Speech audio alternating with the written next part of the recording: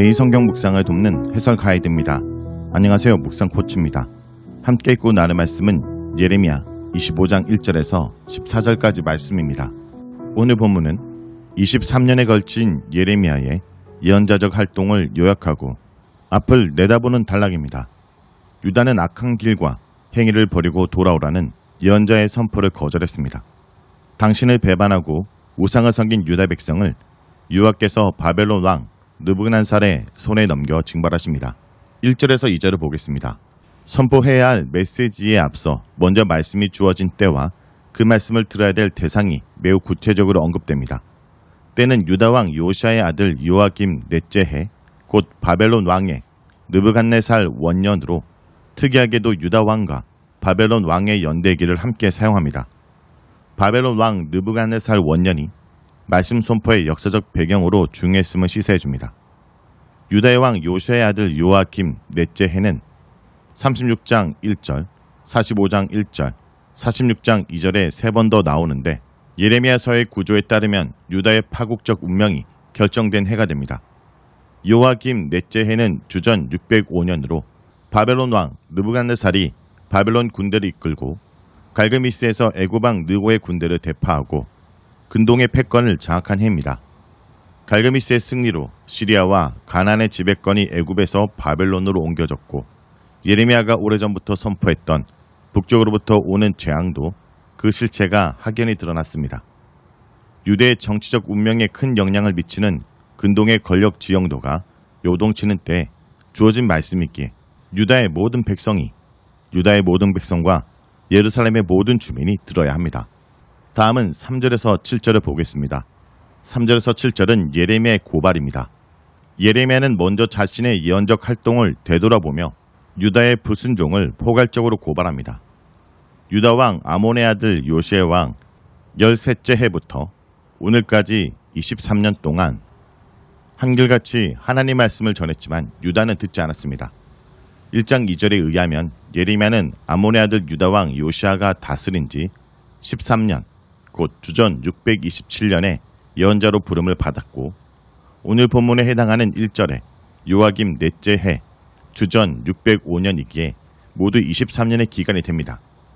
36장 2절에서 여호와께서 예레미야에게 너는 두루마리 책을 가져다가 내가 내게 말하던 날, 곧 요시아의 날부터 오늘까지 이스라엘과 유다와 모든 나라에 대하여 내가 내게 일려준 모든 말을 거기에 기록하라고 말씀하십니다. 23년 동안 말씀을 선포했지만 성과가 전혀 없었습니다. 유다의 완고한 거절은 예레미야에게 국한된 반응이 아닙니다. 이미 조상 때부터 유다는 예언자들의 선포의 길을 닫았습니다.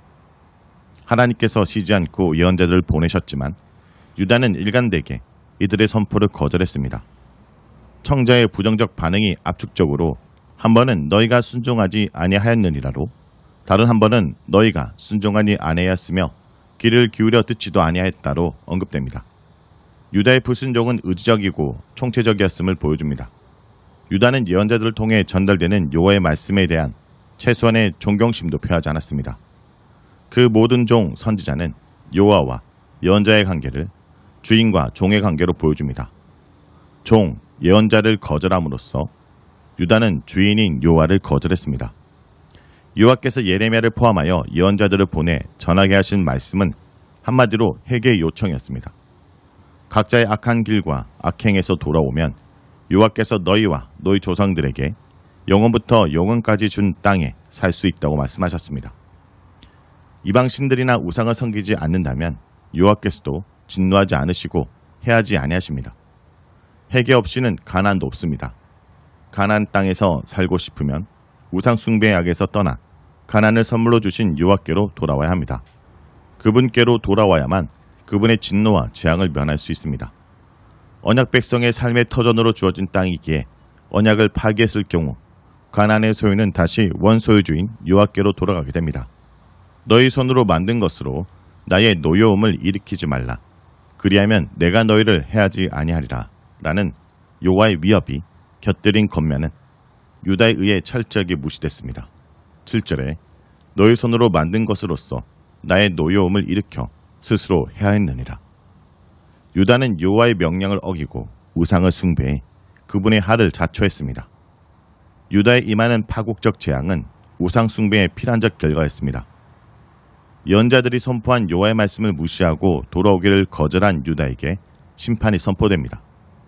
주전 605년 갈그미스 전투에서 애굽 군대를 괴멸하고 근동의 패권을 장악한 바벨론 왕 느부갓네살이 심판의 도구로 활용됩니다. 여호와께서 북쪽 모든 종족과 내종 바벨론의 왕 느부갓네살을 데려다가 이 땅과 그 주민과 사방 모든 나라를 지게해서 완전히 멸망시킵니다. 느부갓네살이 지휘하는 군대는 북쪽 모든 종족을 포함하는 대규모 원정군입니다.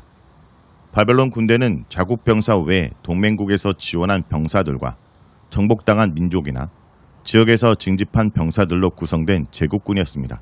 침략군의 규모에 상응해 심판의 범위도 유다를 넘어 주변 나라들, 시리아와 가나안 지역의 모든 나라로 확대됩니다.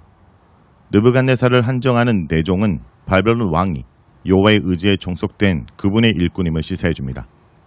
느부갓네살이 유다와 주변 나라들을 점령하지만 이는 여호와의 명령을 수행한 것에 불과합니다. 문맥에서 보자면 여호와께서는 당신 종들의 말을 듣기를 거절한 유다를 당신 종을 보내 징벌하십니다. 9절에서 11절은 심판이 얼마나 혹독하게 집행될지를 보여줍니다. 바벨론 군대의 침략을 당한 나라는 모두 놀램과 비웃음거리 그리고 영원한 폐허가 됩니다.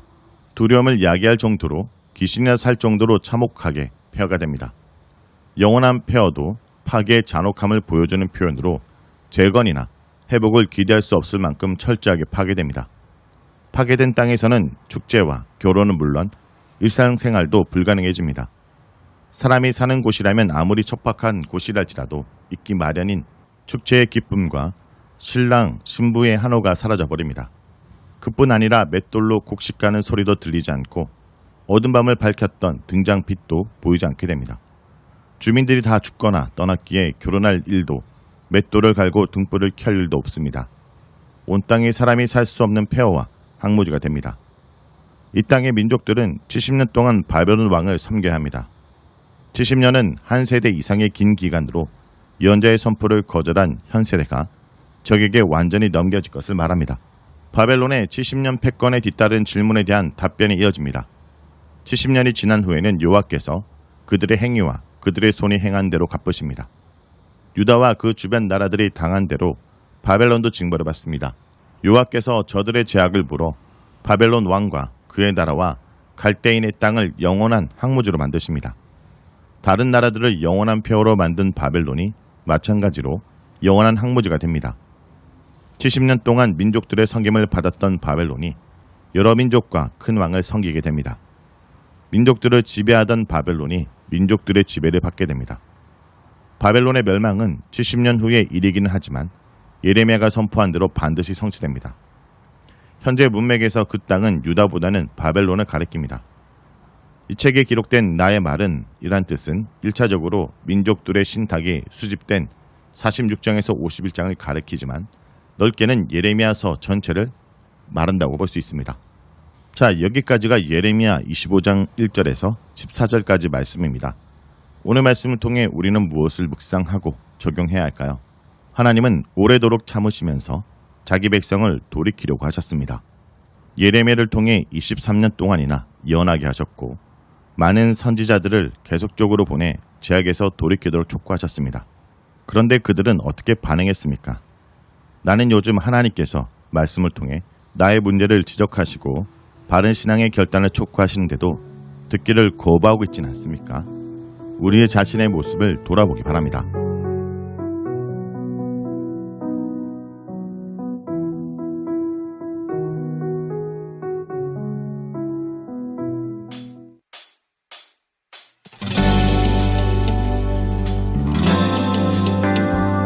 우리 계속해서 온 땅에 가득한 그 주님의 아름다우심을 함께 바라봅시다.